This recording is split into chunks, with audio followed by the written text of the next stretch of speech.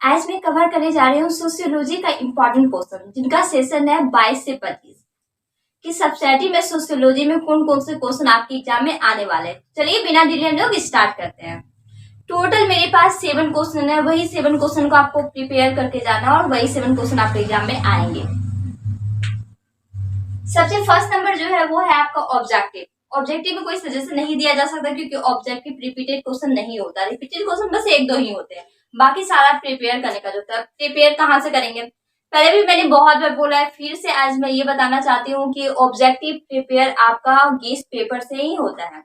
जितने भी question previous year में पूछे गए वो सारे को आप कवर कर लीजिए और साथ ही साथ जितना भी अदर दिया गया है इम्पोर्टेंट उसको, हाँ कुछ क्वेश्चन आंसर ऐसे होंगे जिसका रॉन्ग आंसर दिया गया होगा क्योंकि कुछ मिस प्रिंट हो जाता है, कुछ रॉन्ग होता है कि आपके बुक में कुछ और आंसर और दूसरे के बुक में कुछ और आंसर देखने को मिलता है। तो वो चीज आप कंफ्यूजन दूर कर सकते हैं गूगल की हेल्प से।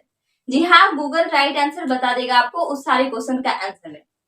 तो लेट किस बात का, क्योंकि एग्जाम फिलहाल होने ही वाला है आप लोगों का, तो पहले से ही प्रिपेयर करके रखिए क्योंकि टाइम कम है।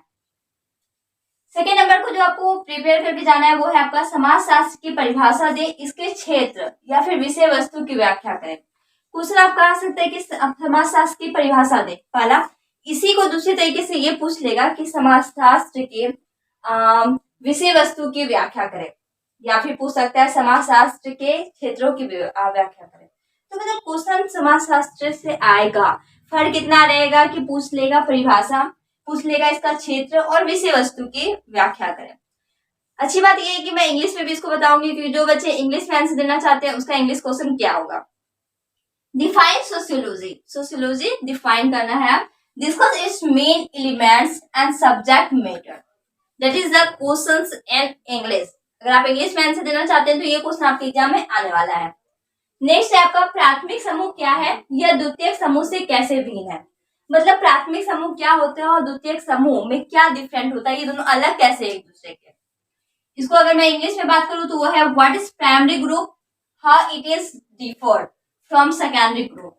तो या फिर डायरेक्टली पूछ सकता है the difference between primary group and secondary group. Fourth है आपका क्वेश्चन जाति की परिभाषा दे, तथा इसकी विशेषताओं का वर्णन करें। जाति क्या है ये बताना है आपको और इसकी विशेषताएं को बताना है। इंग्लिश में मैं बात करूं तो वो होगा define caste and discuss its characteristic.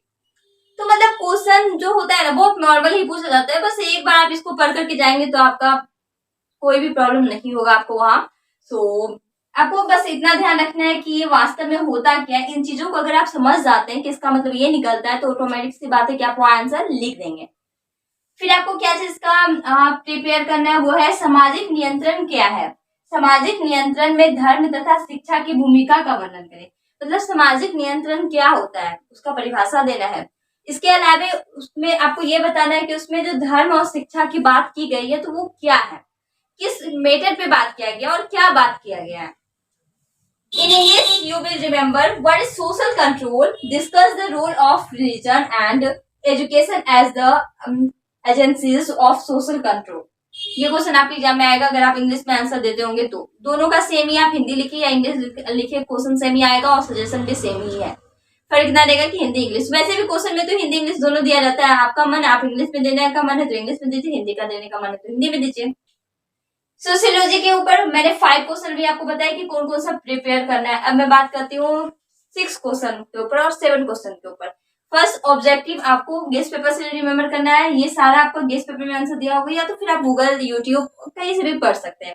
एक बार पढ़ लेंगे तो फिर माइंड में सेटअप हो जाता है कि वास्तव में होता क्या है। क्योंकि हमारे जो सोशल लाइफ में जो भी घटना घटती है, जो भी इवेंट्स होता है, जो भी मोमेंट होता है, उसमें चेंजेस, उसमें नहीं चेंजेस, उसमें क्या वास्तविकता है, तो वो सारा चीज के बारे में क्वेश्चन पूछा जाता है। कुछ खास नहीं पूछा जाता है जिसको कि अरे बाबा इतना बड़ा क्वेश्चन आंसर, तो मतलब नॉर्मल चीजें पूछी जाती है जो आप सेल्फ से भी आंसर बना सकते हैं। लेकिन जब आपको पता है कि ये सारे क्वेश्चन आने वाले हैं तो एक बार पढ़ करके ही जाने में फायदा है। 6 नंबर है आपका संस्कृति की परिभाषा दें, जाति एवं वर्ण में क्या अंतर है। संस्कृति की परिभाषा देना है, मतलब संस्कृति होता क्या है और साथ ही साथ क्या पूछा है, जाति एवं वर्ण में क्या अंतर है, इसको डिफाइन करना है।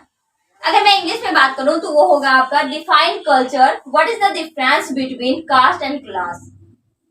हमारा कल्चर क्या होता है, कल्चर मतलब क्या होता है, कल्चर आप सीखते कहाँ से हैं, ये सारे को डिफाइन करना है, तो that is one way, you can write in one way, आप अपने मन से भी लिख सकते हैं। लेकिन अगर आपका गेस्ट पेपर अवेलेबल है तो एक बार अगर आप उसको रीड कर लेते हैं ना अच्छे तरीके से, फिर आपको पढ़ने की जरूरत नहीं पड़ती। और don't be serious mood to about subsidy paper, इतना ज्यादा सीरियस होकर के नहीं पढ़ना है सब्सिडी में, सब्सिडी ही रहेगा, साइड पेपर ही कहलाएगा। मान्यता ऑनर्स पेपर का है हाँ, लेकिन सब्सिडी भी का भी मान्यता होता है क्योंकि उसका भी मार्क्स काउंट होता है। अगर वो इम्पोर्टेंस नहीं होता हमारी लाइफ में तो ऑब्वियसली ये कि अगर आप उसमें फेल हो जाते हैं तो दोबारा क्यों देने के लिए मिलता है। तो मतलब मान्यता है, उसका भी इम्पोर्टेंस है, तो मतलब पासिंग मार्क्स अप्रोक्स तो आना चाहिए। मुझे लगता है कि 60 से एबव लाना चाहिए आपको सब्सिडी में भी। 7 नंबर का क्वेश्चन क्या है, सामाजिक संगठन की परिभाषा दे, यह सामाजिक विघटन से किस प्रकार भिन्न है। सामाजिक संगठन की परिभाषा देना है आपको, और यह सामाजिक विघटन से किस प्रकार भिन्न है। Define social organisation, how does it differ from social disorganisation. तो इसका आंसर आपको लिखना होगा। और यही 7 क्वेश्चन आपके एग्जाम में आने वाले हैं। टोटल 9 क्वेश्चन पूछे जाते हैं और कभी कभी 8 भी। तो टोटल जितने भी आते हैं उसमें 5 बनाना होता है आपको, 1 कंपल्सरी होता है ऑब्जेक्टिव, बाकी 4 क्वेश्चन आपका सब्जेक्टिव में होता है। तो I hope you got understand and thank you so much for watching my channel. Meet you on next video.